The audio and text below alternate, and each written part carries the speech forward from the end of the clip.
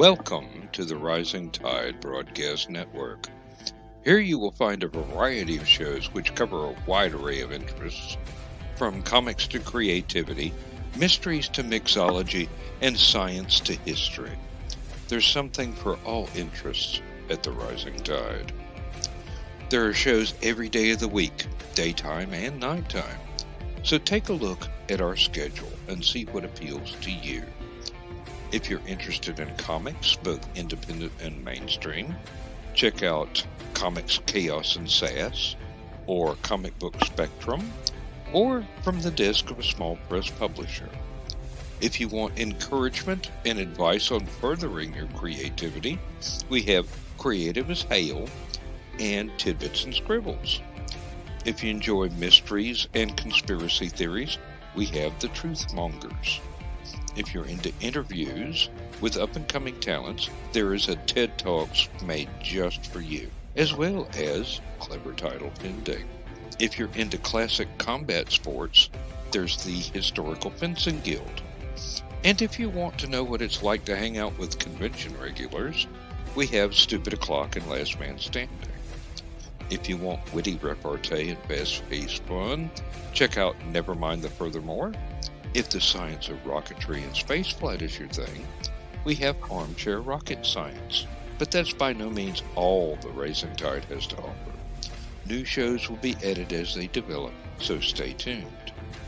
All Rising Tide shows share a spirit of mutual cooperation, under the philosophy that a rising tide raises all ships. Lightly ruled over by our comic ringmaster of mayhem, Brian K. Morris, we support and promote each other's works. What helps one of us to greater success helps all of us achieve even more successes. So look at the schedule, check out the shows, and we're sure that you will want to come back for more.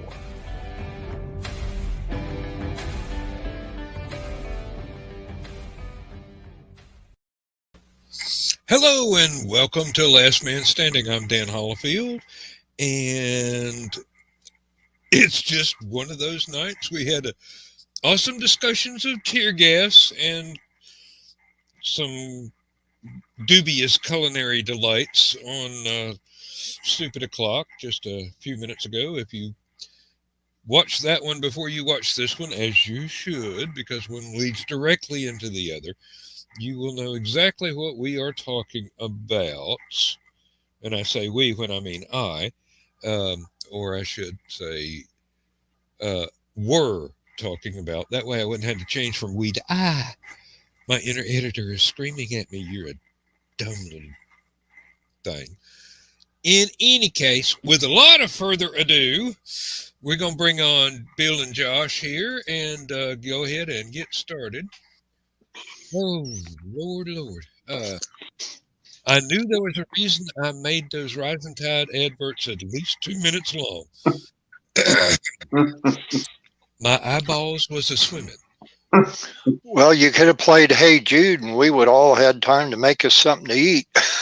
Yeah, because it'd be about 6 months before I got to do another show from the copyright strike.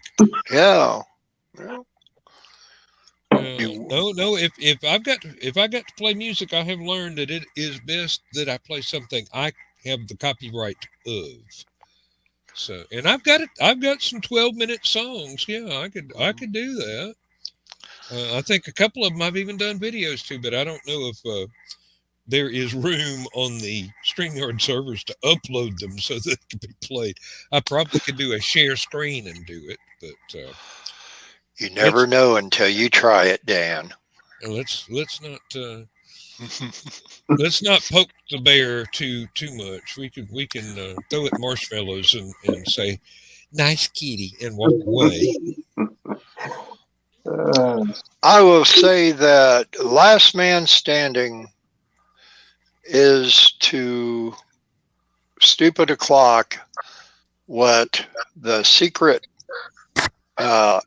epilogues in all the Marvel movies are to the Marvel movies. You know, you gotta wait a while. You gotta get through all the credits, and then right here In Last Man Standing, this is where we tie it all together and tell you that, yes, tear gas was made from Spam and potted meat. Spam and a combination of Spam and potted meat. And certain types of tear gas. And Yeah. a certain brand of fast food restaurants, tacos. Yeah. Talk about explosive decompression. Right. I don't go to that one, but I go to one a little bit more reputable, and it's not really a fast food restaurant. It's more of a. We're college students. And we've been doing this since we were in college in the 70s, and I think we finally learned how to get the chili right.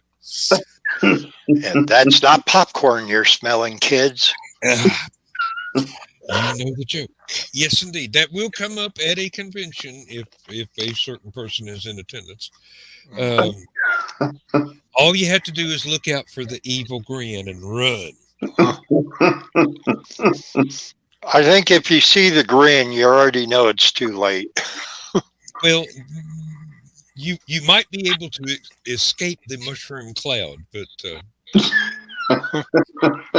the trick is recognizing the fact that you need to get your feet moving really good. Shaggy and Scooby-Doo, you're standing there in midair with your feet swinging until you actually touch a solid surface and propel yourself at 60 miles an hour. I wondered why John jumped up into your arms like Scooby-Doo and Shaggy. Oh, hey, Mike. Hi, Mike. What's going on, Mike? How you doing? Oh, wait, you're over in England. It is good morning for you, isn't it? That is. Yes. Well, thank you for staying up this late or getting up this early, whichever you did. We're just kind of free-forming here, and if you have any suggestions about what we'll talk about, well, Free-forming and Fullsbury flop and anything else we could do. We're usually open to inappropriate suggestions on this show, but so far the police have not found the secret transmitting location. So, Josh, Netherlands. You had some busy days there at the over the weekend, didn't you, with the weather? Yeah. Yesterday and the day, what was it, 2 days, 3 days before that? Yeah. Friday evening. Yeah. Yeah, I need some sleep. Well, I got to work this morning and the entire production line was shut down. Somebody did a hit and run on a telephone pole, which just happened to fall across a chain link fence and hit a Georgia Power electrical substation. Oh, that's not nice. Knocked out power to between a quarter and a third of the county. Oh, wow. Messed up electrical stuff all over the factory. And the electrical substation is at the corner of our property line. So, I mean, we're getting the juice while it's still hot. Yeah. And, it fried some stuff when those transformers started shorting out. They had about a third of the electricity still going in the building when I got there at 7 o'clock. But by 11 o'clock, they had contractors in running fresh wires, and they had the maintenance crew going through everything that did not get fully repaired during the night. And they had the power shut off to the whole plant. So they sent all the management crew home. They sent almost all of the labor crew home. They kept a few people just in case everything got back online and they could start off one of the production lines, the smaller one that only takes a few people. And they weren't too hopeful about that. Matter of fact, I might get a phone call about the time my alarm clock goes off in the morning telling me not to bother to drive to work. So I got half a day's pay because I had clocked in and we worked till just before lunchtime. And, breakfast went fine. I was able to heat up my biscuits and my hash browns and stuff, and go back to my lab. I had power, but I had no ability to get online because one of the servers were down, so we couldn't connect to the company network. So I couldn't get to any of my other documents, and I couldn't save any test results that I would have done. So basically, I was revising some of the forms that I use and saving them on a thumb drive, so that when I go back and there is internet connection, I can upload the revised stuff to the company network. I'm guessing they don't like to stay shut down any longer than what they absolutely have to, as far as the production lines and all. It cost them somewhere on the order of $20,000 to $50,000 an hour to be shut down. Yeah, you know, I mean that's in lost production alone, and not even, you know, whatever utilities are still running that they've got to pay for when nobody's there to use it. So, you know, it's running a factory is not cheap. Yeah, it was the same way at Future X Plastics, and for a line to be shut down there either had to be something that went terribly wrong with the line, or somebody was killed on the line, which actually happened on my line one evening on the shift that we were getting ready to relieve. I come into work and I see police tape taped off my whole line. And my first thought was, okay, who's pulling the prank here? And I'm getting ready to rip it down. And the shift lead from that shift said, leave everything alone and don't touch anything. Yeah, you don't want your fingerprints anywhere near that. He said, and he told me that I would be doing something else that night, and that was the truth. I spent the night with my butt parked on a heister and running loads back and forth from one line to the other. Found out what happened. We have a open treater bar that has live electrical current going across down where the web comes down, the plastic web. And this treater bar treats the sheets so that you can print and put pictures on it.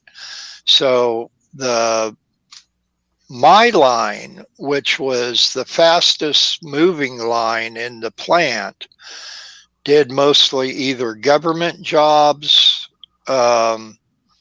or I made the plastic Mead school book folders. And which, so the ones that you would see all the printing on, that's what they had to do on that. The person running my line on that shift had some issues with the roll stack. He's out there with a big bar adjusting the roll stack. He dropped it on the web. It starts going down close to the shears.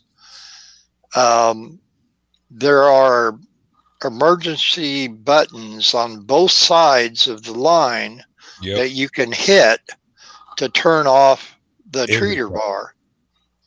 He didn't try to do that, and he went and grabbed it. It was a roll wrench actually, but it was a big, long 3-foot roll wrench, and made contact with the live electrical current. It threw him into the line next to him, which was about 12 foot away. later on, I would find out from the coroners that they said, yeah, he was probably dead before he even hit the floor. Yeah, And that kind of juice is not forgiving. Now, the worst thing about what happened to us last night, like I said, it was a hit and run on the telephone pole. Whatever vehicle broke the telephone pole in half and caused it to collapse managed to back out of the place where the pole was sitting on the ground, get back on the road, and escape. Now, I'm suspecting that whatever vehicle that was, it's got a little bit of a visible bruise on it now. That was the M50 urban assault vehicle from the movie Stripes. Which in reality was a 1976 GMC. What did they call it? Panama something special RV. You know, it was an RV. It was 76 GMC RV. Well, I'm suspecting that the local police have got all the body shops within 100 miles. Looking for anybody that's got some suspicious repair work that needs to be done. I mean, hey Dan, why has your car got splinters in it?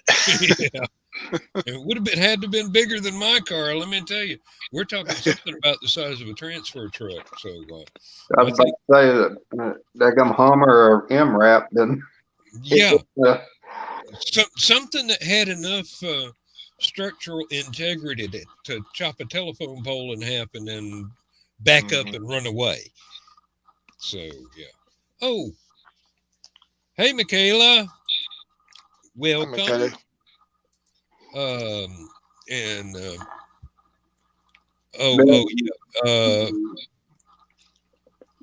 rebuilding the office at my side job Monday and blew out the fuses that went to the garage for the trucks.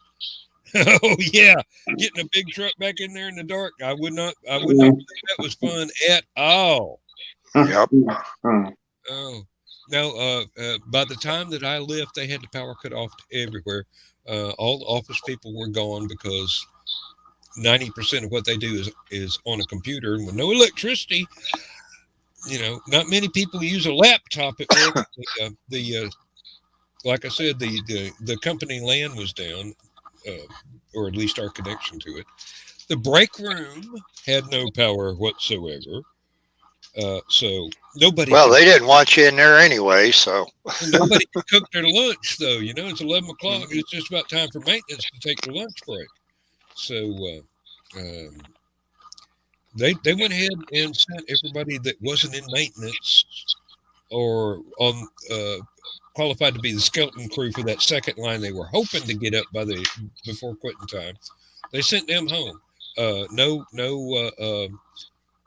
attendance points. You know, it wasn't like you clocked in and said, I'm going home and clock out and got a point for the day. No, this was the company said, go home.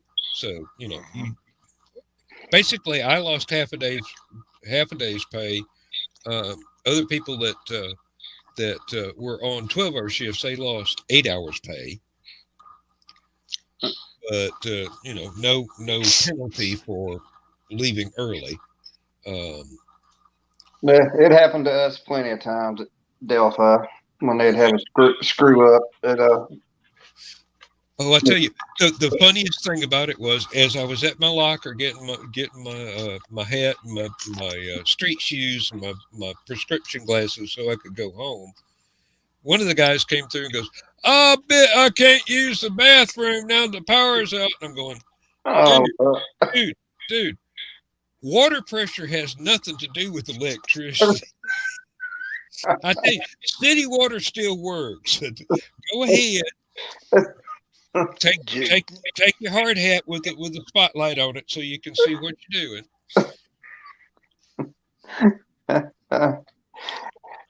He must have had one of those fancy electric outhouses if he thought everything was going to stop for him. I figured he thought that there was some water pump in the on site that keeps the water going when it's actually just city water, and they supply the pressure. So no, and those toilets run on hydroelectricity. Yeah, well, you'd think so. When one backs up, it's like Cooley Dam overflowing, you know. Only not quite as pretty. So you did get about a half a day's work in before all this happened. Yep. That's good. I got to revise some of my stuff that it was some things that I'd made a couple of years ago, and now that we're running a different formula for some of the chemicals, some of the stuff has changed, and it's in a different location. I had to just go ahead and change the links to the correct information from the old information.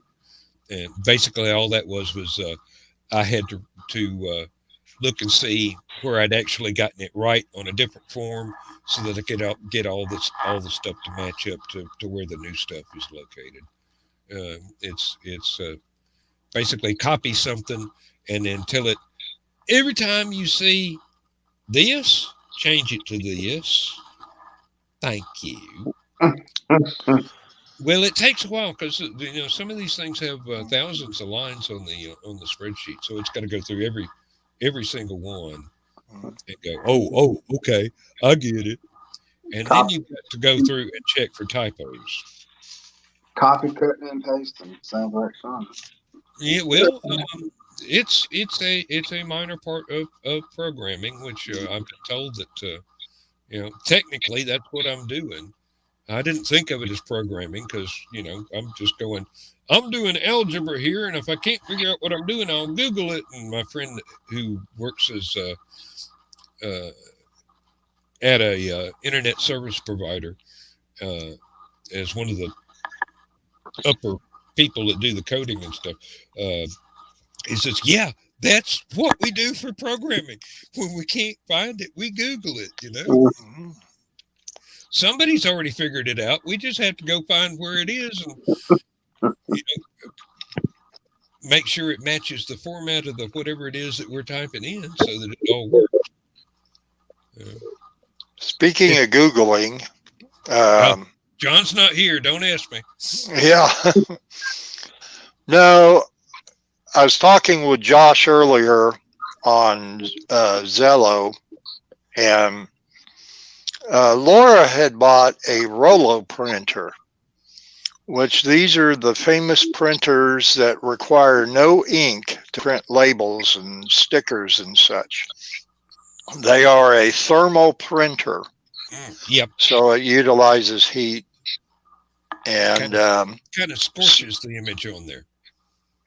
Pretty much, I guess. I don't really quite understand it any more than that, but she was having some problems, and Josh Googled a video sent to me. I did forward that to Laura, but then that video was about 2 minutes long, and when I looked at it, the woman in the video talked about 50 miles an hour. I don't know if she was on energy shots or what when she filmed this video, but it was pretty quick. And Laura said her main problem was getting the labels printed on the right size. So I was looking at a few other ones because she has a Mac computer. She uses it's a laptop, and anyway, probably gonna have to go into configurations, change the font set, the settings on the label size. Well, I told her, I said that it would be able to. I found another video that kind of went into that a little bit. And I guess to change it to where it will not go back to the default settings, It's a last settings or something like that, I believe is what it is. Mm-hmm. So she didn't have time to look at it tonight because she sold something else on eBay and had to get that all packaged up and ready for her to send out tomorrow. But she's going to look at it a little bit later. But I think that's where it lies. I first thought it was just the configurations of the setup, but it actually kind of covers all that in about 8 minutes. But I would like to see her get it figured out because that could save her a ton of money on ink. It just floors me how much ink costs. Yeah. I saw a cartoon on Facebook just today after I got home, and it was going, here is a modern day fairy tale, the printer that actually worked. Mm-hmm. Yeah. I can relate to that one. I can relate to that. I was about to say, I think let's see, I think each of my cartridges are $20 a pop. I couldn't tell you how much ones are for mine, but they last, unless I'm printing photographs on glossy paper, they last a pretty good long while. I mean, I shouldn't have to buy more than 2 sets of cartridges a year. That's about how long mine lasts. Unless I do like what you just said. Yep, and there are times when either Lindsay or I want to do something in full color on good photography paper, good glossy printer paper, and that will eat up some ink right there, because it's instead of doing, let's just make it where it's just barely there enough for me to read. We want people to be able to see this 90 years after we're dead, and they got to take it out of the frame to find out it was a print instead of a real photograph. So while I was checking out all these YouTube videos for Laura tonight, I found out other things. They were using Rollo printers for, of course, printing out your labels for eBay and Amazon and Etsy and all that stuff wherever you sell. But it also did, and because Michaela's in here right now, I figured she'd be interested in this. You could get it to print out personalized stickers and things for your product, or to make for swag for when you're selling your books, something to throw in extra to give to the customer and that. And I never knew it did anything like that, but it showed a couple, between 2 different videos that I watched tonight, showed a couple different things that you could do with it. And it was actually pretty amazing, I thought. When I was at Hallowcon, I had printed up a few business cards that were different from the professional business cards that I got like 15 years ago, and still have 500 of the darn things left. I've been trying to give them away for years. But I printed up about 20, 25 of them. And I still have yet to figure out how to line up the paper so that it prints in the middle of the little card punch out. And somehow or another, I shouldn't have been surprised, but I was surprised that the ones that I printed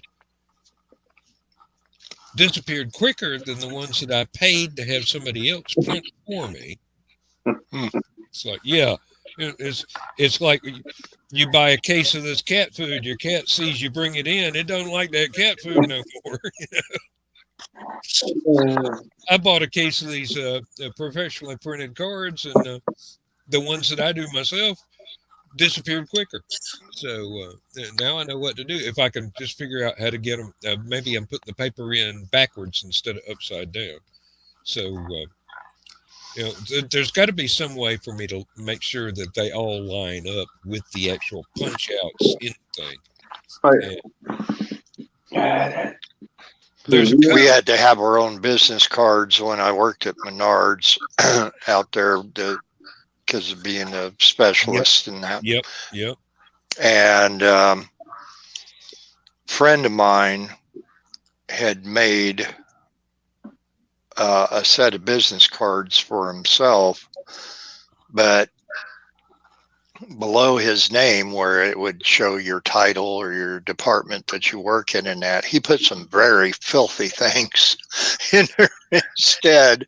And these are the cards you hand out. And I thought for sure he'd be fired over it. Does your printer have a scanner on it, Dan? Yeah, sure does. Almost all of them that I bought in the last 15 years. You might have to realign it. No, I had just put in I had just put in fresh ink cartridges and done the alignment, so I knew it was right. It's obviously the way I'm putting the paper in. Right. So the word processor is supposed to recognize the number on the pack of business card paper, right, and align everything to that. But I've got a feeling either I put the thing in upside down. I mean, head for foot. Yeah. And not top to bottom upside down, but right. Either that or that number is no longer accurate with the printer's settings. They may at the manufacturer change something by a 1/16 of an inch or whatever. So the top cards are fine, but when it gets to the bottom of the page, it's not spacing itself out quite well enough. But it's no big deal. I mean, it's not like I'm paying more than a few bucks for the little packet of paper from the grocery store. I mean, it is where you can just punch out the little cards once you printed it, but it's not like it's hugely expensive. But I would like them to be centered up just a little bit. I just got to learn how to do that. I have Bob Cratchit over in the corner printing up all my business cards, and if he does a good job, I give him a lump of coal to put in his wood burner stove. You're going to set his house on fire. Well, Tiny Tim will not be pleased. Well, he rarely is. Oh, Lord. Yeah, modern technology. It's supposed to be point and click, and it's, point and click. Point, click, and cuss. Yeah, pretty much. Point, click, and replace the broken piece of material you just shot a hole in.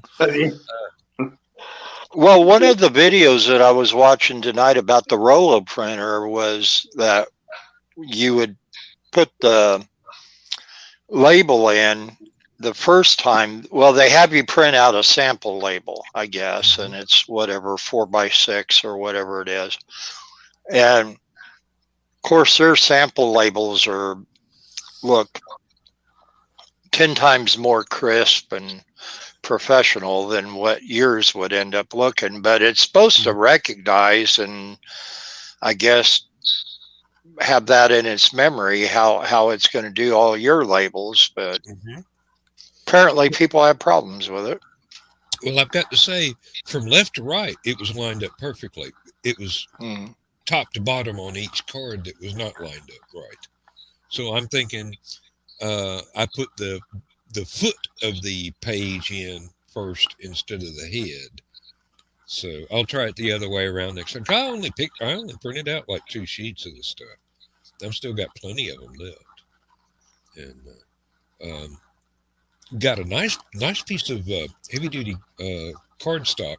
Lindsay needs a name tag for her church group when they go to one of the local elementary schools and serve as not substitute teachers, but teachers' aides, I believe it would be what you'd term it.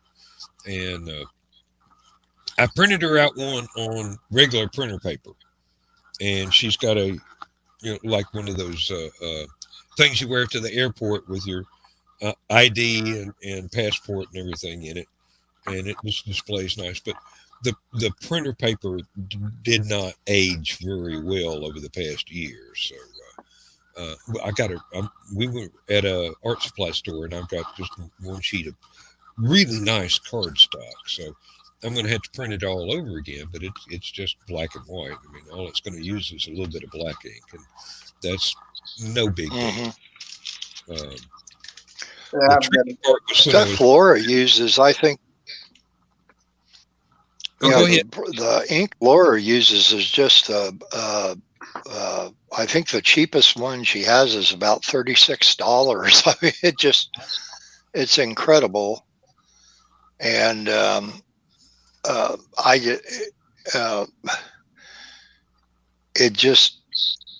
she goes through quite a bit of it, and mainly it's because of eBay more than anything else, because of all the sales, and they're really picking up now because of Christmas.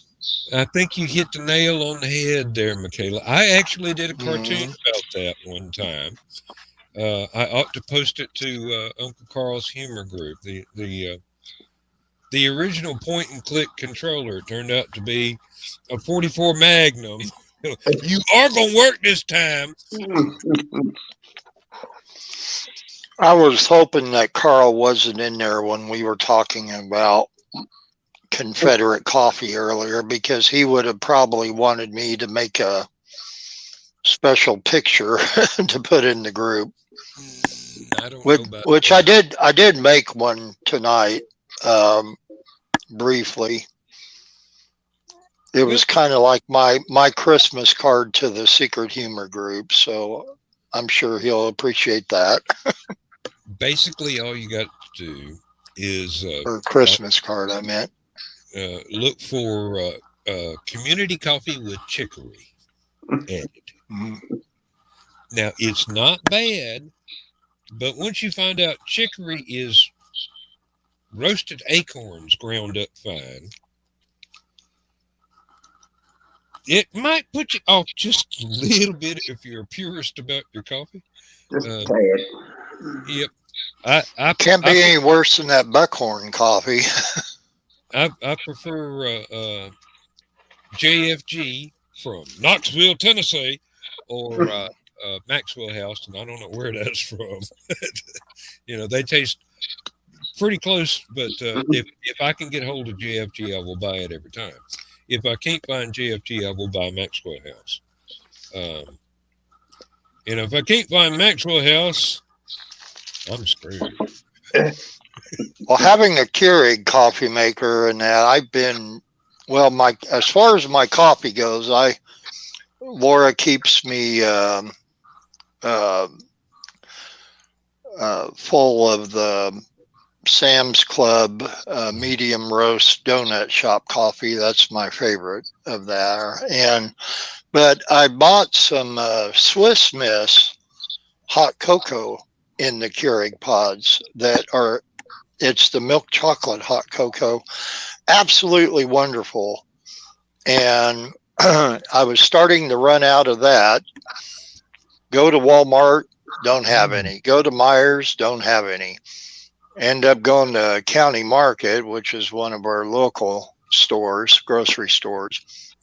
They had it, but then I saw Dunkin' Donuts had hot cocoa that was a couple dollars less. So I bought that, and I may be trying that tomorrow morning for breakfast instead. And I'll tell you what, you put a little bit of coffee mate creamer in that, and that hot cocoa is just, it's like having marshmallows when you don't have marshmallows in the house. Yeah. Yep. Now we've got a Keurig machine here at the house. I've got a Mr. Coffee at work, but and I've got a coffee grinder where I can buy whole bean coffee and grind it up and make my own there. But what I've been doing is buying just instant and using the Mr. Coffee to boil the water and just pour it in the instant because I'm usually in a big hurry And when I want a cup of coffee, I'm taking time away from what I've got to do in order to make the coffee. So instead of taking half an hour to grind the coffee and get the grounds right and put the filter in and put the grounds in the filter and turn the coffee pot on, I'll just, as soon as I walk in the door, I'll put a pot of water through there and hit the on button and let it boil. I've still got the cup of coffee that I made in the office and finish that off. By that time, the hot water's ready and the instant is sitting there. Thank you, dear. I'm in Somebody's trouble in now. the house. My wife is watching us. I'm in trouble now. Well, I was going to say, I wonder where Maxwell House was from, because that's where the coffee was first served, was in the Maxwell House Hotel, I believe. I did not know that. I did not know that. Thank you, dear. Thank you, baby. And that's where, who was it? Teddy Roosevelt? Was he the one that came up with the good to the last drop saying?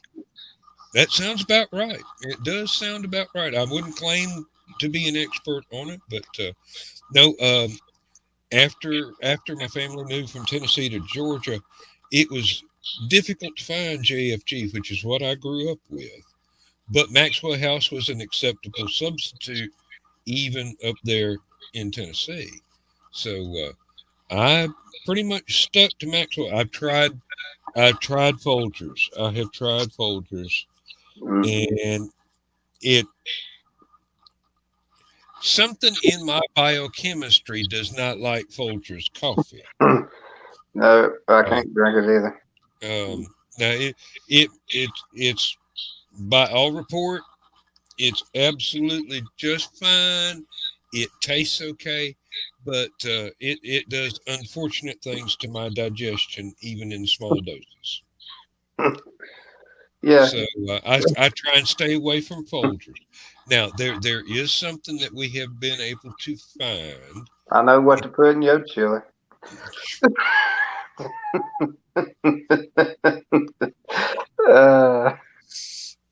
Other than Spam. Oh, you crying out for a good dose of buckshot, ain't you? Rock salt and bacon rind. You better run. No. There is something we found that is it's excellent in small doses. But if you like espresso, there's a Cafe Bustiello or something like that. My Spanish is not good, but it comes in a yellow can or little yellow boxes of packets, and it is espresso. I mean, it is stout coffee. It's not as stout as some that I had a fellow brought back some when he visited Cuba. And that stuff was so strong, you had to have a Hershey bar to nibble on while you were drinking the coffee. Otherwise, you would not be able to take the taste of it. But it is really good stuff in moderate doses. I won't have more than one cup of that a day. It'll get your heart pumping. Well, I did find a little bit of information about Maxwell House and that slogan. It said that the coffee broker with Maxwell Colburn, which is formed the wholesale grocery distributor known as Nashville Coffee and Manufacturing Coffee, said they specialized in Maxwell House coffee, and it came to be known as the Central brand later, but National Coffee and Manufacturing Company was renamed the Cheek Neal Coffee Company. And it was the Cheek Neal Company in 1915 began using a good to the last drop slogan to advertise their Maxwell House coffee. And then for several years, the ads made no claims that Theodore Roosevelt being the originator of the phrase. But that's the one we all knew was that Theodore Roosevelt was the one in there and was served that coffee, and they just thought, well, that's the ultimate compliment, and it lasted all these years. Yep, maybe that was what I was trying to say. However badly my Spanish is, believe me, I don't. I only know Spanish. Cafe Bustelo. Bustelo. Yeah. Yeah. That's been a long-standing brand that's been around for a while. It is quite famous, and with reason. And the Maxwell House Hotel was in Nashville. I think still is. Nashville? Mm-hmm. Yep. Nashville, Tennessee. Okay. Okay. Lindsay said the coffee itself was made in Jacksonville, Florida. So, well, you buy what you can get. Now, have you ever noticed that when you go to a restaurant, the coffee you get there is better than the same brand of coffee you can buy in the store? Mm-hmm. Why is that? I mean, seriously. Just probably the way it's brewed. I mean, do the restaurants get a special blend They that we can't get in a grocery store?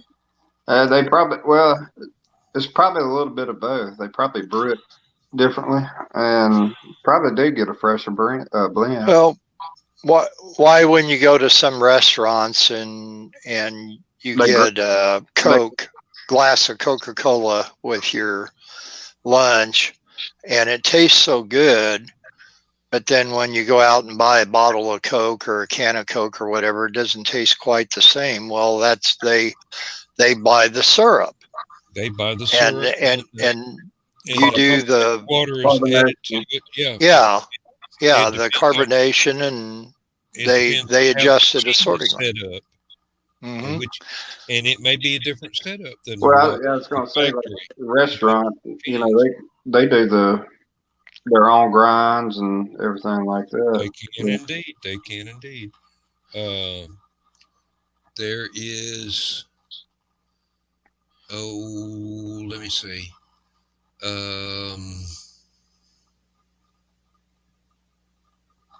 Drat, whatever it is, I lost it. I knew it a minute ago, but I'm having a senior moment, so forgive me.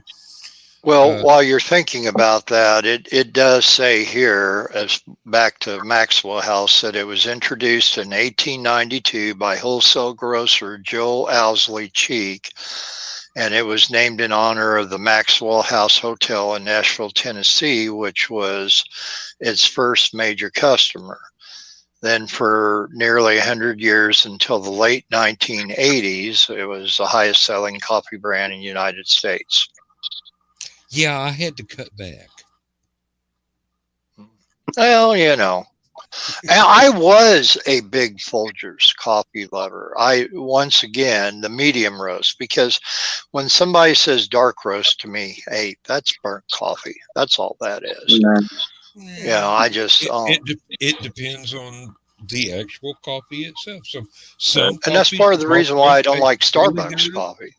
Oh, I don't like Starbucks coffee because it costs $15 a cup. My granddad, his had to be motor oil. Yep. I have seen a few of those in my time too. If you couldn't stick a spoon in the middle of it and it stand up straight for half an hour, they wasn't happy. I mean, now this coffee was strong enough to where you would lose an arm wrestling contest with it. Do you remember this woman doing the advertising, Cora, for Maxwell House Coffee television ads like 1977? Do you know who Cora is?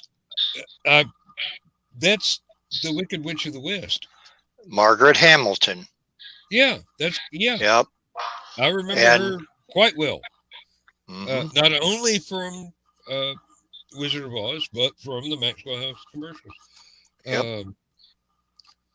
What brand of instant coffee was it that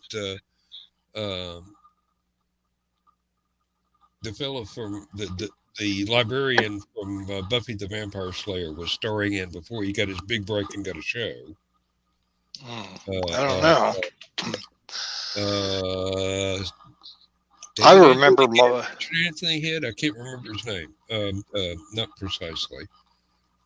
It was. I think it was Taster's Choice or something like that. Could have been. That sounds. And didn't Robert Young advertise for them a lot? Do his Taster's Choice. Yeah. Chris, do you remember the actor's name? Anthony something Head. I can't remember.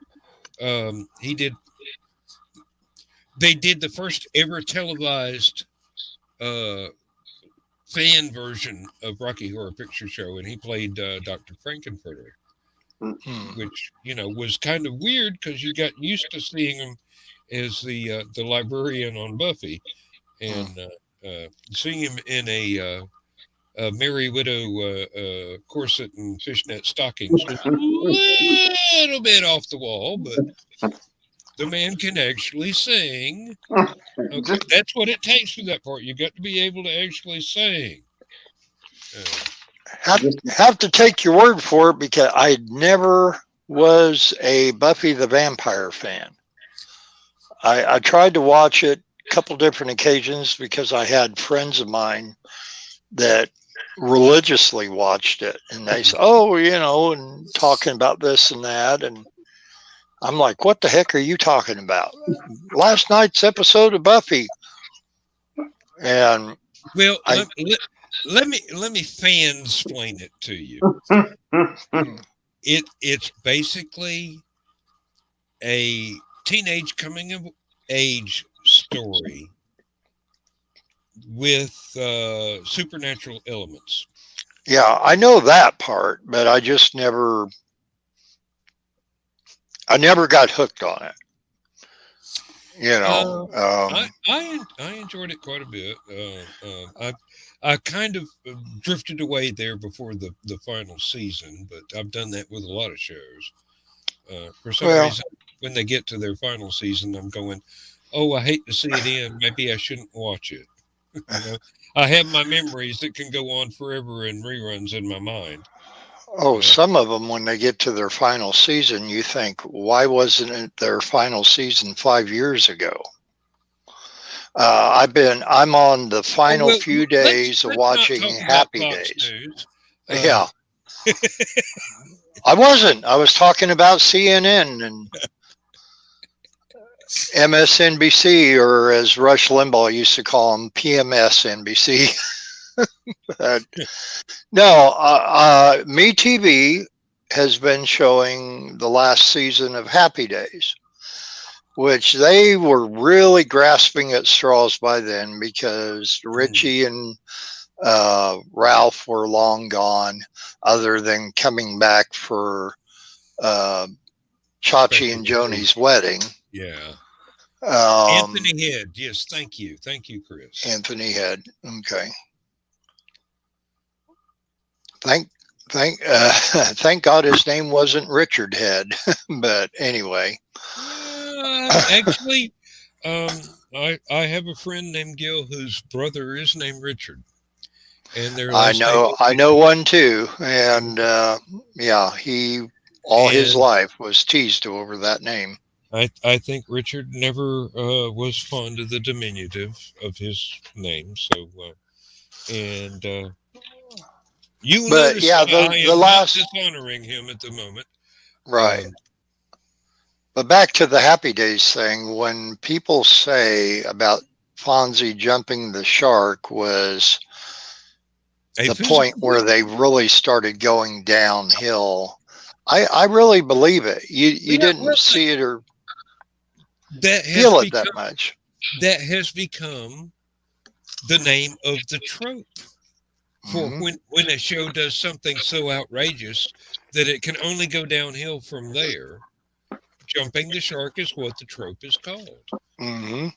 And now I've got to go to the fridge and get another beer here before I start coughing and hacking and wheezing and suffering from alcohol Withdrawals. You need these little peppermints, these little Starlight peppermints. They stop me from a coughing fit in a heartbeat. Hey, I brought Are me and you one, so I don't. Are they 90 proof, Bill? Because that's what I need. They I'll could be. Right back. Yeah, they could be. Peppermint schnapps. That's what that's called. Yeah. If that's what that is, Sam's Club sells it in a bag is about as big as your bedroom pillow. Oh man. But yeah, I've been doing other things, but I've been kind of watching the last season, and this is actually, I think, either today or tomorrow. It might have been today. They were going to show the first episode of Happy Days, which ironically had Richie's big brother Chuck in it. That he disappeared after the first season with no explanation. And they always, there's always people kind of poking fun about that, but they were much better back then, because Happy Days would not exist if American Graffiti wasn't so popular in the movie theaters. It was everything in the 70s was all about the 50s. A lot of the styles, a lot of the music, they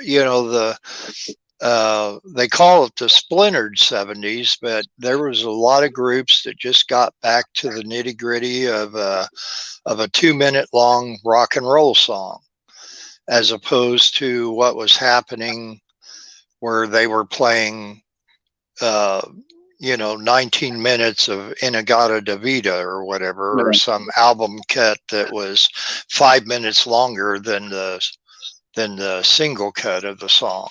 But a lot of ballads. Absolutely, but yeah, that's the only reason why Happy Days even exists, and yeah, Ronnie Howard was in that, and that might be a reason why he had a opportunity to get that part in there. And of course, Cindy Williams being in American Graffiti might have been probably a reason why that she would be in one of the episodes of Happy Days later on, a few years later, or a couple of years later. And then, of course, her own series with Penny Marshall, but for the first spinoff of Happy Days. But yeah, I tell you, that last year, 1983, 84, whatever the last year of Happy Days was, it was horrible. It was horrible writing. The actor, they brought Ted McGuinley in. And which it seemed like anything he went into, I remember later episodes of The Love Boat, after a lot of the original people had left, and let's bring in Ted McGuinley, and he'll save the show. And oh God, he doesn't save the show, really. Yeah, he's got a pretty face and all that, but you know what? There's just nothing to him. He's just very bland. And that's why they always had him play very straight-laced characters too, because of that. But I'm glad to see the old. There are a few people that can pull that off and make memorable characters at the same time. But evidently, who knows what he was in real life? But You know, it's like we've talked about this numerous times before about Peter Tork playing the dummy on the Monkees, and he was one of the furthest things from a dummy in real life. Actually, the most accomplished musician in the group. Yeah, and what did he do when he left the Monkees? He went back to teaching, and it wasn't doing very good for him prior to the Monkees, so much so because he ended up being a dishwasher in some restaurant, and of course it was his buddy that worked with him in the restaurant that said, "Hey, Screen Gems is running auditions for this new TV series." And I went down and tried out, and you ought to as well. And the person that gave him his tip on what would get him into the Monkees was Stephen Stills.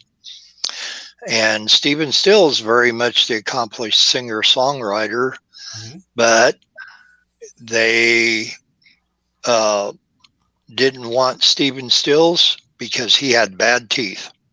And that was solely the reason. But there's so many people that play the parts, and I think that a lot of people play them because they're fun to play a character that doesn't quite have it upstairs, you know, or might have too much of it upstairs and can't connect with people that are just, you know, right on the spectrum is the wrong word, you know, normal. Right. There's a word that is not what I was searching for, but you know. Well, I would kind of put like it's a synonym. I put Robin Williams in that category. He played so many normal like roles. And he played comedy as well as drama, as well as. Yeah, I was about to say, yeah. I mean, he played a lot of roles, but yeah, I mean, he just. He was typecasted until the movie Dead Poets Society. Yeah. That was no, before that, The World According to Garp was his first somewhat normal character. And Josh just brought it around full circle, because where did Robin Williams get his TV debut? From Happy Days. Yes. And his show was the second spinoff or third? No. Well, Laverne and Shirley was the second spinoff in 1976. And Mork and Mindy after that. Yeah, they were 78. And Joni Loves Chachi wasn't until like 80 or 81, something like that. Yeah, so they would have been, Mork and Mindy would have been the second spinoff. The second spinoff, yeah, because unless there was something that I really was not exposed to, Laverne and Shirley was the first spinoff of Happy Days that I remember. So let's take this in a different way. Okay, instead of an actor portraying the dummy, and look at Norman Lear, what he did with All in the Family and the Jeffersons and Good Times and that. He had very intelligent actors and actresses portraying bigots. And so much so that people actually believed that these people were like that in real life until they went and did something else. And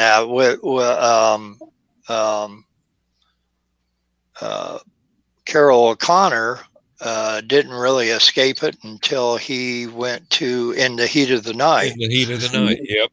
And then Sherman Hensley, he didn't escape his bigotry character on the Jeffersons as George Jefferson until he went to the other sitcom series he did. Names, I think it was called Amen. He was playing a pastor or something in it. Yeah. And that, and which was, it was very much a different. Yeah, it definitely wasn't George Jefferson.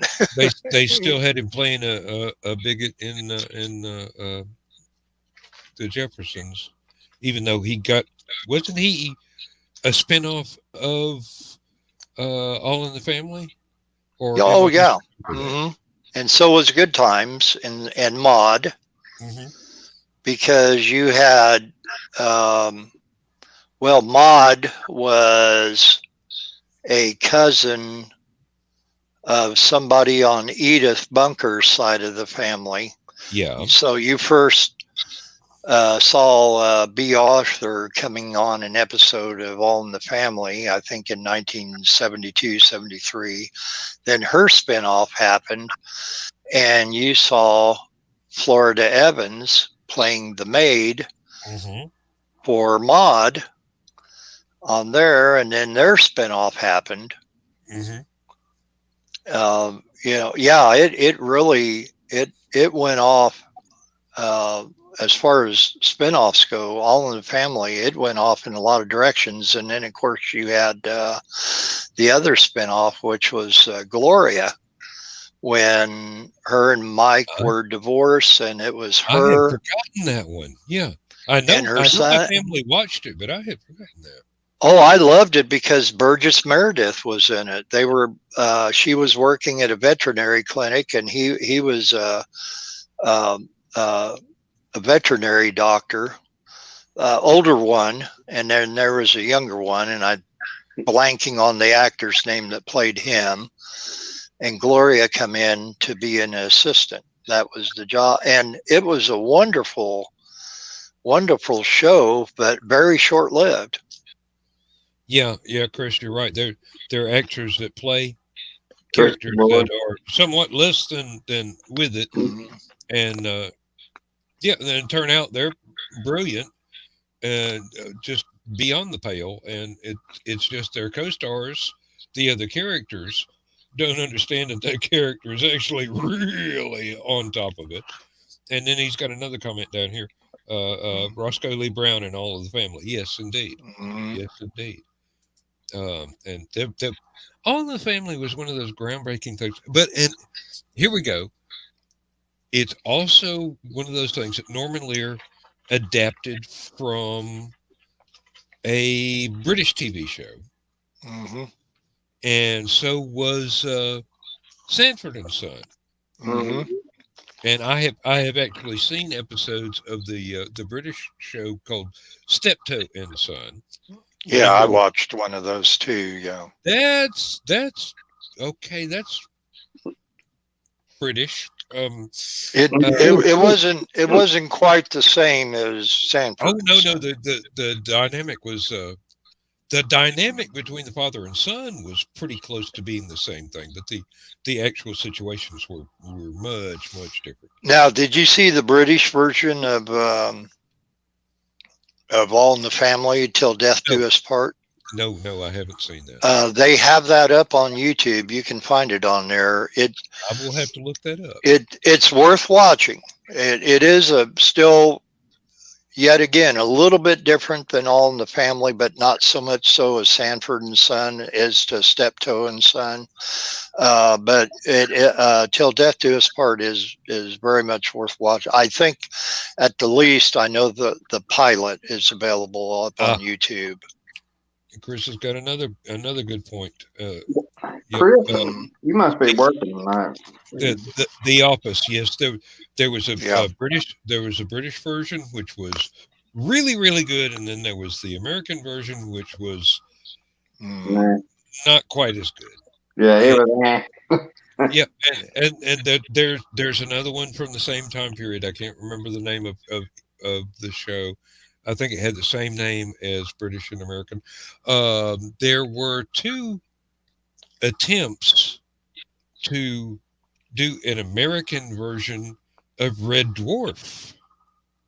And they blew chunks, basically. not so much as sucked out loud, but Well, it just would not. The script writers would not translate the jokes from British to American very well at all. yeah, the type of humor on The Office, Parks and Recreation, all that stuff, it just doesn't get to me very much. And I loved Seinfeld and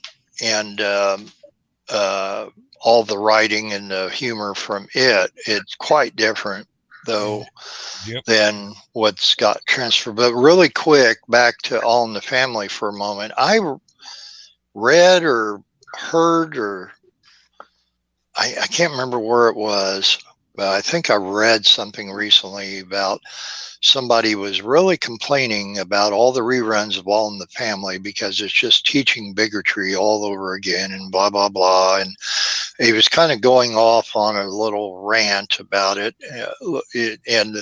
But the whole diatribe was all about, you're just teaching racism all over again. You're teaching bigotry all over again. And it really wasn't.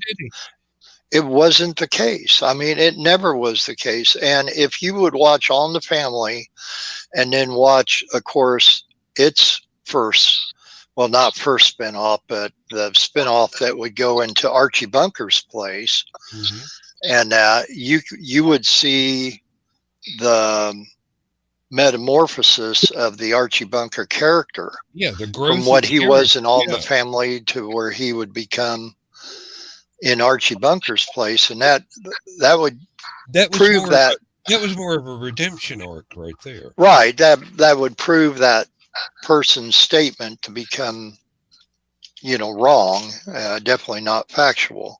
Well, the thing was that everybody was pointing out that Archie was a bigot, and that was bad.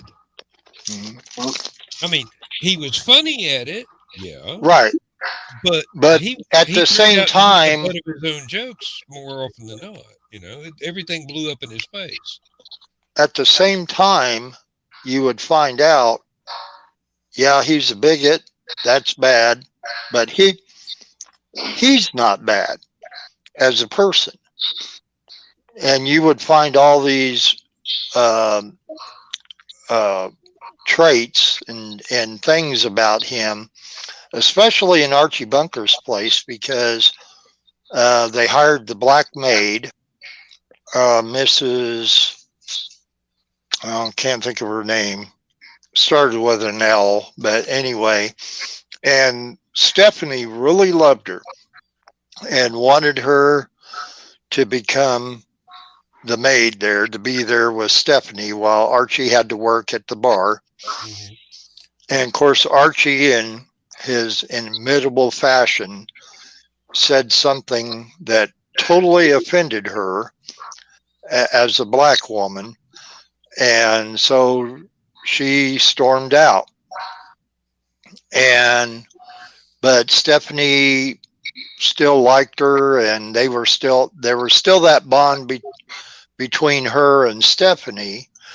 And then you would find out later on that Archie said, I went through all these people to work there, and they don't want to work the hours, or they don't like the pay.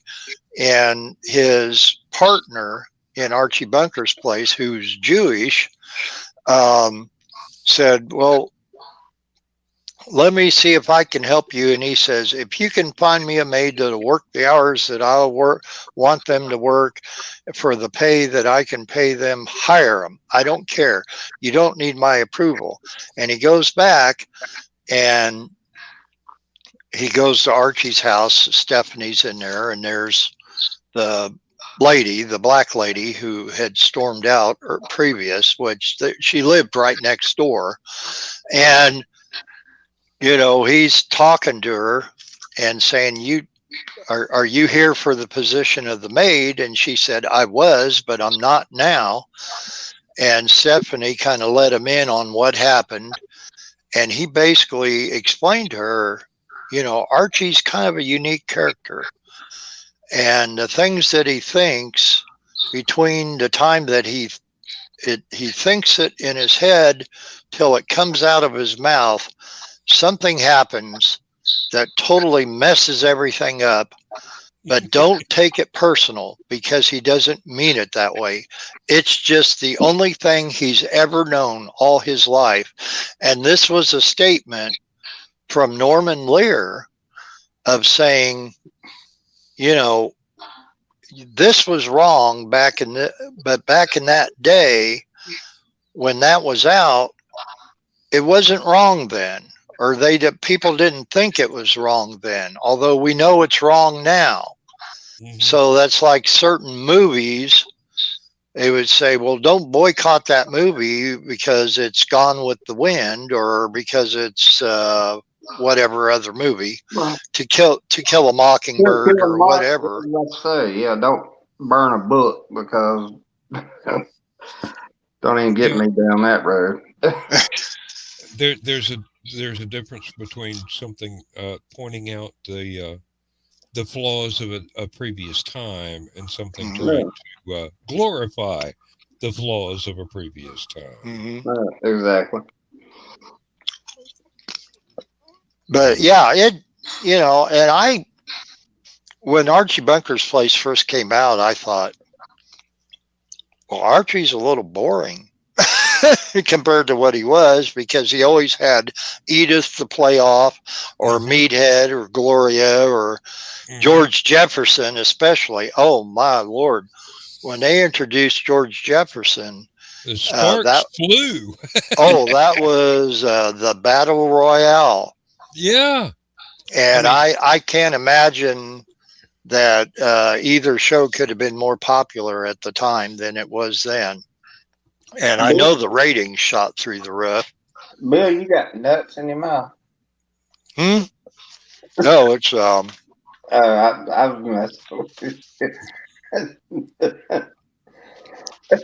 it's one of those deals where when you don't eat much of a supper, you grab something quick. But anyway, but yeah, compared to watching that show in 1980, 79, 80, whenever Archie Bunker's Place came out, and thinking, oh, it's boring, I'm not going to watch it anymore. And watching it now, and I'm like, okay, now I get it. I see the tie-in between the two shows, where at the time. One thing, even as a kid, that I noticed, going back to All in the Family, Archie and George were basically the same guy, coming at their problems of getting along together from exactly opposite directions. So it's like oil and water there. They're not going to mix, but you strike a match and one or the other of them's going to catch on fire. But and actually both characters mellowed out as the shows went on, and it was like I said, I think in writers' terms, it turned out to be a redemption arc, basically, as the stories got more invested. The audience got more invested in watching the characters. Both characters were allowed to grow and evolve and learn new things. And Norman Lear taught us that bigotry doesn't end with white people or certain. I mean, it spans all races. All races are very capable of bigotry, and it exists. Whether you're black, white, red, yellow, whatever, it doesn't matter. And there are still things we've got to overcome today. There are people that they because of things that happened in the past, they are reluctant to move into the future, and vice versa. I know plenty of people on all sides of the oh Lord. Spectrum. Well, that kind of brings in a totally different, not what I was getting at all, but there are racists can exist no matter what race you are. You can find somebody you're going to be racist against. And yes, things are getting better. It's really, really slow, but progress is being made. And maybe what we've got to do is try and figure out how to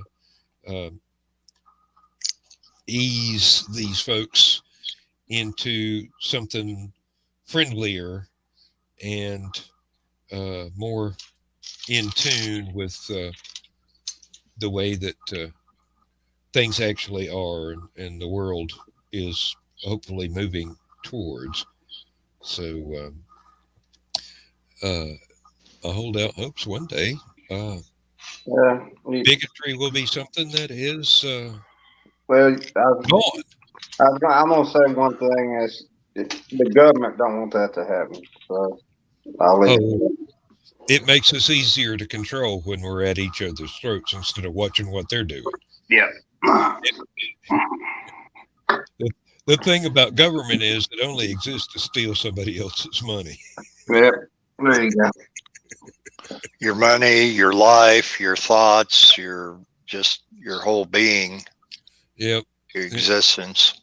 That's a whole nother rabbit hole we could go down. But I don't think any of us have had enough to drink tonight to be able to be coherent on any of that without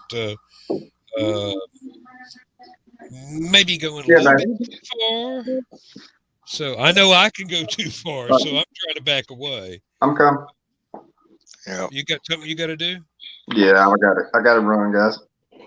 All right. Well, thank you very much for being here, Josh. We as always, we appreciate it. Well, appreciate y'all guys, and y'all have a good night and have a good day at work tomorrow. Hopefully. Hopefully, Yeah. Because I need this day of pay. So, you know. We'll see you Saturday night then. Yeah, Saturday night. I'll see y'all. So. If not tomorrow night in the green room. Well, I was gonna say I forgot tomorrow night green room. So yeah. Yeah. Might have another meet up there. Yeah. I'll be there after the auction, of course, as usual. We can embarrass Carl. Well, I was about to say, remind Carl to send me a link. All you do is go to the Secret Humor Group. Okay, yeah. Page, and it has a link on there. So okay, yeah, you go in, and it always works. Yeah, Secret Humor Group, and then you go into rooms, and then you'll see his link. Oh, you don't even have to go into rooms. Once he creates it. I always have to. I never see it. I used to see it, but now anymore I don't. Something's changed on my end. What I do is when I know that it's already been started, I'll go ahead and refresh the page, and a new post will come up, and it says, "Go ahead, join room." Join room. You don't even got to go to rooms, but you can if you don't see that join room button. Okay. You can go to rooms and see it there. All right. Sounds good. Well, y'all have a good one. Well, give Kimberly our best, and we'll see you tomorrow night. Yes. All right, guys. Bye. Later. Yeah. Oh man. Sitting one way, and then the back starts talking back to you. I know exactly. If I don't sit far enough back in the chair, the middle of my back starts screaming at me, and it doesn't stop till I go to bed, and I'm laying flat on my back, which is not the way I like to sleep. So I can start out that way and feel like I'm tired enough to lay flat on my back, but within minutes, it's either one side or the other. I generally toss and turn all night long, and I hope it doesn't wake Lindsay up. But sometimes it does, and sometimes I'm not aware that it does, and sometimes it doesn't. So I just make the best of whatever situation I'm in. I have strange dreams every once in a while. Most often I can pass them off for something stupid or whatever. But the other night, I had probably one of the more disturbing dreams that I've had for a while. I dreamt that I went back to my mom and dad's old house, and I was walking up the driveway to the garage, and there was a light on in the garage. And typically my brother would be in there working on cars, doing something kind of tinkering. And I got up close to the garage door, and there was somebody else in there I didn't know. And he had a nail gun set up to where he was shooting nails out of the nail gun at me, trying to do me in with a nail gun. And I took off running, and I kept hearing these nails whizzing by my ear and going into the side of a tree or a fence post. And then next thing I know, I'm awake. And, you know, you got that feeling of, okay, it's a dream. It's a dream. Just sit here for a second, you know, but your heart's racing, you know, when I woke up. And then after I'm all calmed down from it, I'm thinking, I didn't eat nothing horribly bad last night before I went to bed. Nothing like that. What made me dream that? what psychological thing could I have been going through to dream about not going back to my parents' old house or something? Well, I'm not a dream analyst. I could make guesses as a writer, Mm-hmm. because there's a little bit of psychology involved in that, but not enough for me to be, you know, thinking I'm smart or anything. But maybe there were some unresolved issues, maybe with the grief of losing them or something that you're not wanting to face. Well, those are ongoing. That's gotten better over the years. Mm-hmm. Thanks to Laura and Jenny and their family and that. But it may actually drove by the house twice this summer, and had more of closure with each time that I drove by. So I wouldn't think that anything would be bothering me enough, even subconsciously, to dream something like that. And then of course I'm trying to take it another direction. Is there something else going on that I should be concerned about, or, you know, what? Sounds like you need to smack your brother. That's what it is. Yeah. If he was still alive, I probably would. But that's what I was about to say. He's no longer with us. He wasn't even in the dream. It was somebody else entirely. Like I crept up on somebody that was not where they were supposed to be, and then they were going to let me know they weren't happy about it. But you occasionally, and most often, because all of my immediate family has been passed away for, well, my brother being the most recent, and that will be almost 10 years ago. It'll be 10 years this upcoming April. But let me make a wild guess here. Mm-hmm. You don't own the property. Somebody else is living there. Well, actually, nobody's living there right now because it is, the who was there last was, it got into such a bad state of disrepair that there's nothing that can be done about it now. And I'm guessing that it's going to be torn down eventually. But it's no longer the home you grew up in. It hadn't been for a long time. You're no longer allowed there. So maybe your mind is telling you that you're pissed off about not being able to go home again. Well, truthfully, I wouldn't want to right now. Well, I mean, Because of what I just said about the yeah, condition of the home and all that. yeah, Now, the memories are around. nice to revisit. Yes. Mm-hmm. I still sometimes remember some of the homes that we lived in when I was younger and have long since moved away from, and other people are living there. But I don't ever dream that I'm walking up to the place and somebody's trying to run me off because I don't belong there anymore. Right. But I wouldn't put it past my brain to come up with something like that. I'm going to have to make an emergency dash here.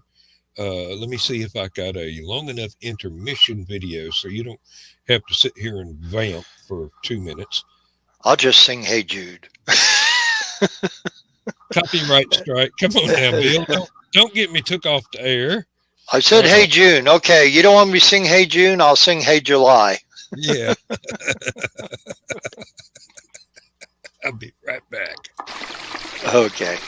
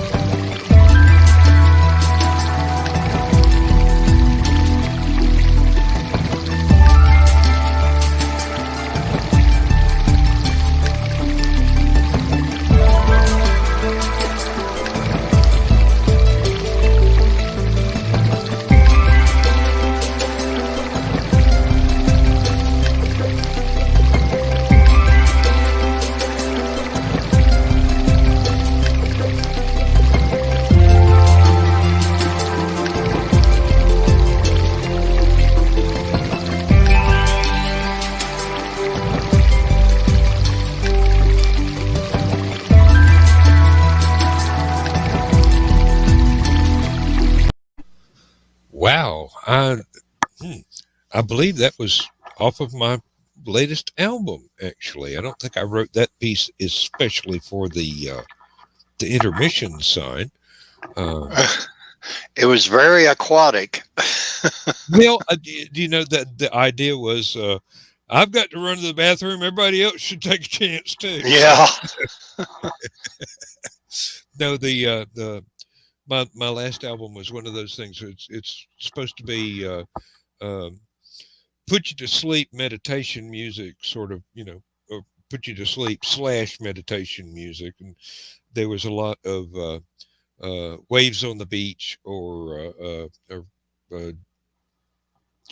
running stream or stuff like that mixed in with stuff that was really quiet and soothing and whatnot. But it was a concept album. I don't know if it worked.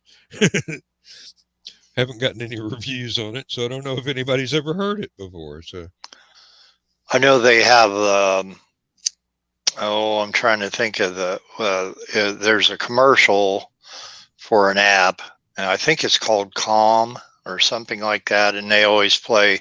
It says for 15 seconds, do absolutely nothing, and they play like a summer rainfall, and that's supposed to the calming influence for 15 seconds is supposed to be kind of a little healing process or whatever, but which I know all that stuff evolves from the white noise machines and everything else that we had back in the day. Oh yeah, yeah. I used to have one as an alarm clock, actually, and it would do a variety of different white noise sort of things. One of them was waves on the beach. One of them was just it sounded like a ceiling fan, just the basic whir as a steady tone, and there were like half a dozen different things, but the darn thing was not constructed very well. When you reached up to turn the alarm off, when the alarm actually went off in the morning, you would move it slightly and the cord would move just a little bit, and it would shut the entire clock off.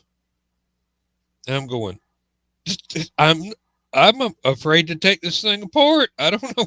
I'm not afraid of what I'll find when I look at the wires. So basically, I unplugged it and threw it away. It didn't cost a lot, and it served me long enough to get my money's worth out of it. Now, what I have found useful when everybody has one of those I cannot shut my brain off and go to sleep sort of nights. On YouTube, there are a lot of these soothing meditation sleep music videos, and some of them go on for like 12 hours or longer. And I can find one or two of those that they actually have pretty much the soothing tones that psychologically I need, to where I can just go crash and play. Well, I still have my Northern Night Songs CD that Chuck Lang done, that we spoke about this on a previous show, but and it does work for a CD that's only an hour long. I probably get barely through half of it and I'm asleep. But also too, besides music, sometimes talking and that, and the other commercials that you see all the time is for pray.com, and James Earl Jones narrating reciting the Bible and that.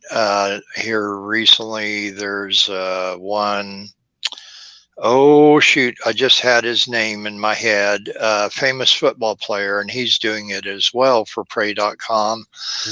But the James Earl Jones, I'm just totally fascinated with that one. Basically because of the register of his voice. And his voice has always been soothing anyway. I always thought, even as Darth Vader, he was, still.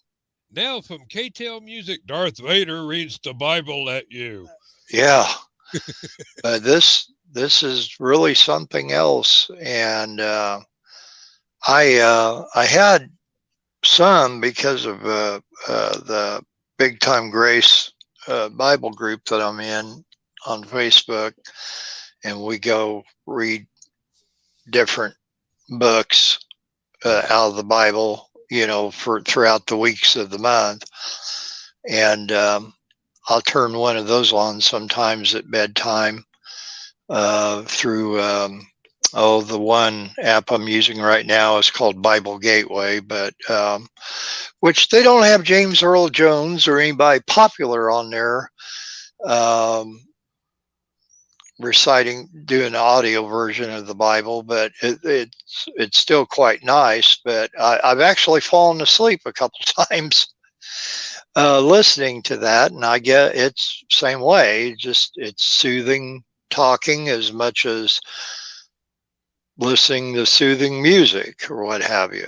So that prompted a thought here. I can think of two people that it would be absolutely perfect to have them go ahead and read the Bible to you. One would be Jimmy Carter, whom I greatly admire, and the other would be Mr. Rogers. I could see Mr. Rogers. he had that calming voice Mm-hmm. all the time. The only thing about Jimmy Carter, I think, might be, for some people, I'm not saying for me, but for some people, it might be the accent that might get in the way a little bit. He does have a pronounced Oh, South Georgia accent. Yes. he very much so. Yep.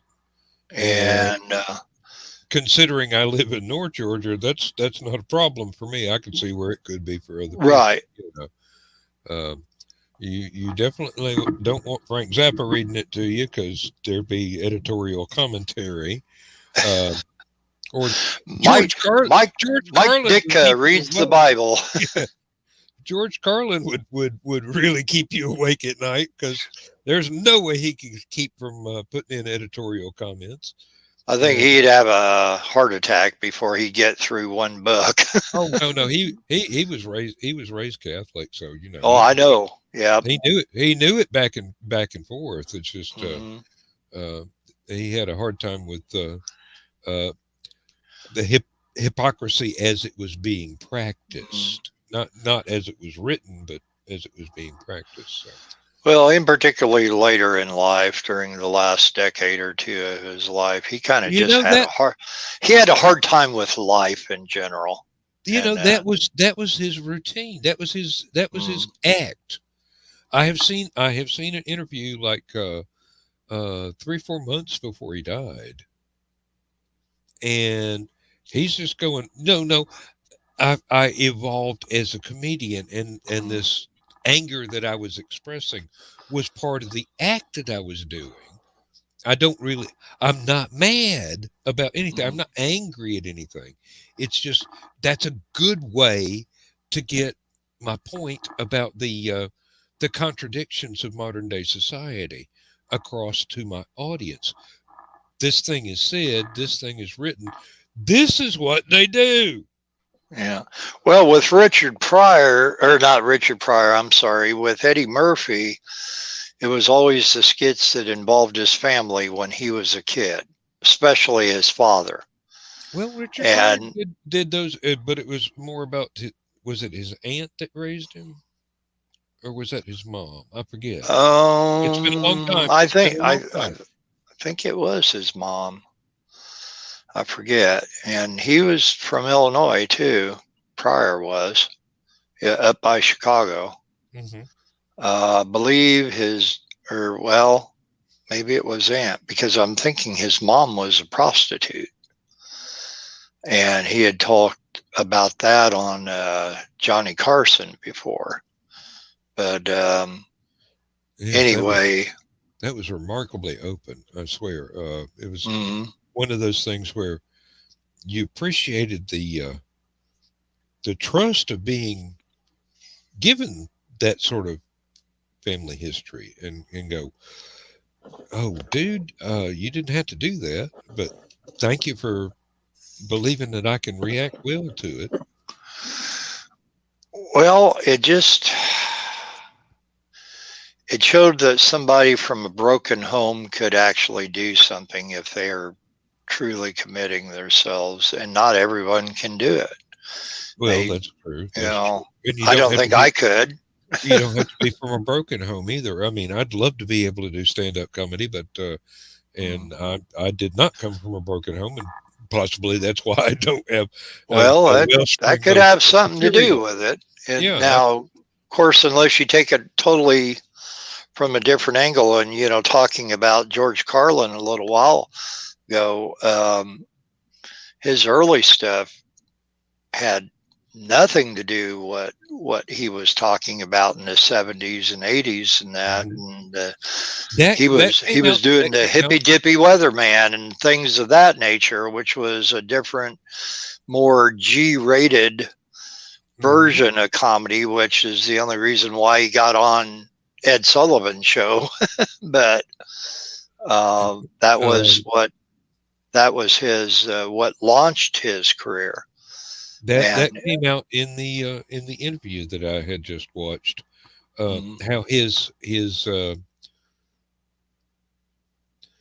style and his presentation of the comedy that he was doing changed and evolved over the years, and Mhm. he was able to uh, to track the growth of what he was doing along with the what was going on in his life at the time.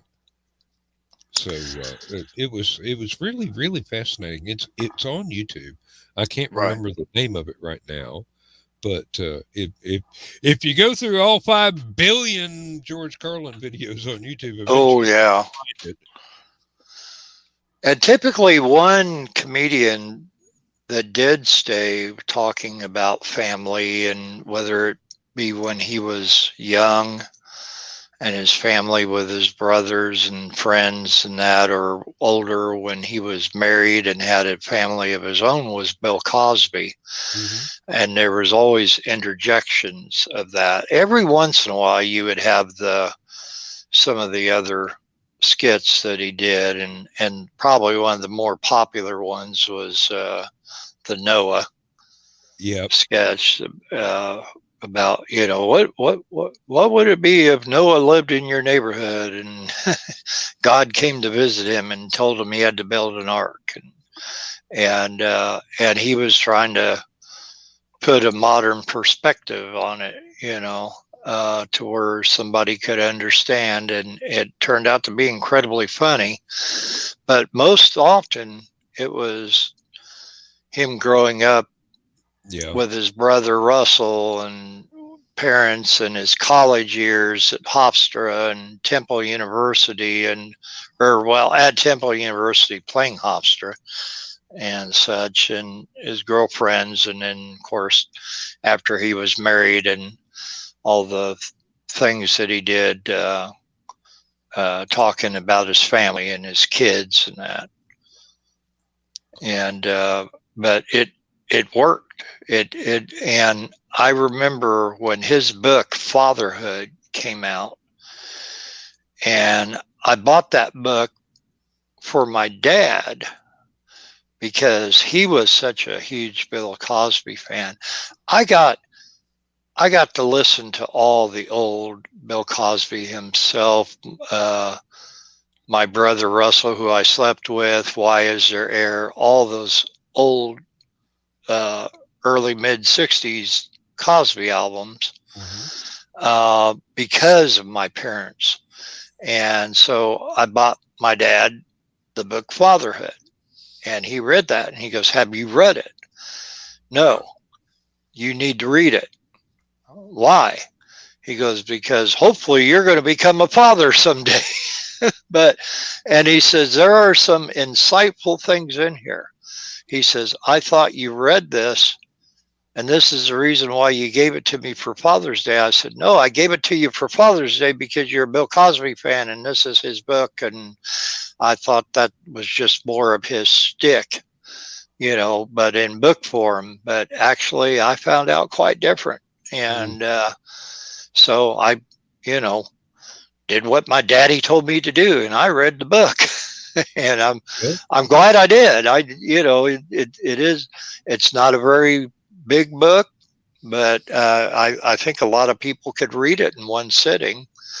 But it really it'll really grab you, and the several chapters in there that are really hit home for me. I'll say that. uh-huh. And Now, going back to Carlin, he had several books mhm, out there in the later years, and they were not rewrites of the shows. There were mhm. additional things in there, and it was a really good insight into the way that he. I hate to say the way he thought, because that makes presumption that he was not just writing down different routines for his act, but some of it may have been his thought process, but a lot of it was the going into um, the actual things that came out in his shows as some of his routines. And uh, who was it? Who was it? There's another fellow that I came to appreciate quite a lot, and discovered them quite by accident because was flipping channels one day on the TV and got to PBS, and here was this guy I had never heard of before, Eddie Izzard. Oh yeah. Mm-hmm. And I watched the whichever one it was, and I had to go and find more. I mean, it was just like, this guy is profoundly strange and very entertaining, and he's got a lot to say. And if you think about it, a lot of what he has to say is applicable to everybody in every situation. And then there are bits and pieces that are just pure comedy. But I like the way his mind works. That was with me on first discovering Morecambe and Wise, which I'm sure your wife knows them quite well.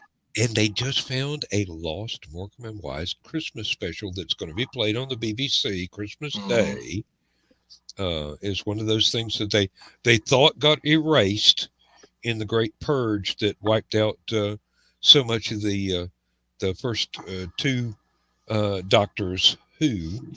Their videotapes were recorded over, and a lot of them, not all of them, but a lot of them. But Morecambe and Wise was one of those shows that the videotapes got sacrificed to economy and recycling. But this one, they found one. Somebody had it, and now they've cleaned it up a bit as far as the video quality and the audio quality, and they're going to replay it Christmas Day because it was a Christmas show. So. Yeah, I never knew about them until I saw a YouTube video once where the Beatles were on there. And the Beatles were singing This Boy or whatever song it was. And then they did a little thing where they were kind of, Morecambe and Wise came out, kind of not interviewing them, but just talking with them. And they kept calling Ringo Bingo all the time. Yeah, that was one of the things. Yeah. And they played the back and forth. It's like watching two tennis players knocking it back and forth. And that's what Morecambe and Wise did with the banter. And it reminded me so much of Martin and Lewis.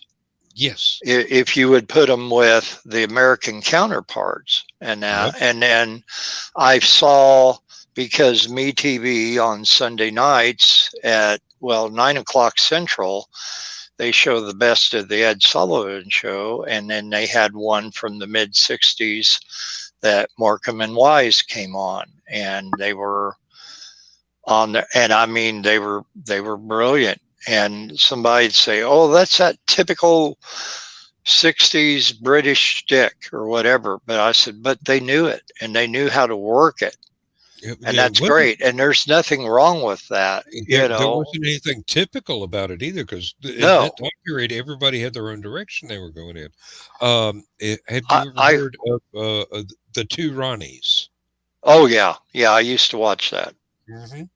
That's another one that my wife introduced me to. And there are countless things that... now, you said discover. The Morecambe and Wise Christmas special is going to be on BBC on Christmas Day. That's what I have read now. Okay. I could be misremembering, but I think that because it was a Christmas show when they found it, and they're going to they've got it cleaned up for modern day TVs, because back in the day the actual picture and sound quality wasn't as good as what we've got now. Right. So they had to make some adjustments to the video and the audio. If I remember it correctly, BBC One is going to play it on Christmas Day. Okay, I'll have to not having cable or the BBC, I'll have to look for it online, which I'm sure I can. I don't either, but I'm sure that somebody is going to snatch a copy of it. And oh yeah, I know that, yeah. but I'm thinking that there might be after they originally show it there. And speaking of finding old tapes and stuff, the popular show around here, WGN Channel 9 Chicago, up there always had the Bozo show, Bozo Circus. Originally it was called Bozo's Big Top. And they had Bozo Circus shows with various people playing Bozo the Clown around the country, but the one that gained the most notoriety as being the Bozo show and with the Bozo the Clown was the one from Chicago. And Bozo and Cookie the Clown and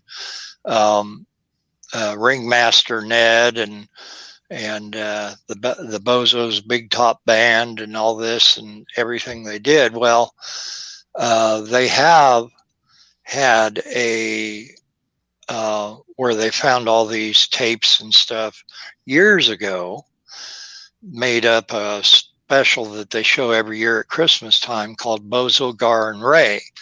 And it's clips from the 1960s Bozo's Big Top show, Garfield Goose and Friends, which was a puppet show with Fraser Thomas about Garfield Goose and some of the other people on that show, and they showed cartoons and that. And then Ray Rayner, the Ray part of Bozo, Gar, and Ray, had a morning show. And he showed some cartoons and things, but he did the news and sports and everything else. So now they just found this year a tape cylinder that it said Bewitched on it, thought it was a copy of a tape of one of the episodes of Bewitched until they put it on to view it and to check out to see if it's something that they didn't have or not, and found out it is 90 minutes worth of a 1970s episode of Bozo Circus. And so they're going to air it along with the Bozo, Gar, and Ray special. I'm sorry, Bill, but we've got like... Oh, we are, haven't we? Yeah. We got like half a minute. No, this is one of those things where I wish it wasn't a work night so that we could keep right. Going. But and I overheard you say that you couldn't stay over because of that. But I've got to be at work at 6:30 in the morning. So we will continue this Saturday or even tomorrow night in the green room. So, and thank you very much. It's always lovely to have you and same here, Josh and all the rest of our fans that come in. It's always lovely. And thank you very much for a very good evening. And you go get some sleep, and I'll do the same. Sounds like a plan. Vaya con Dios, everybody.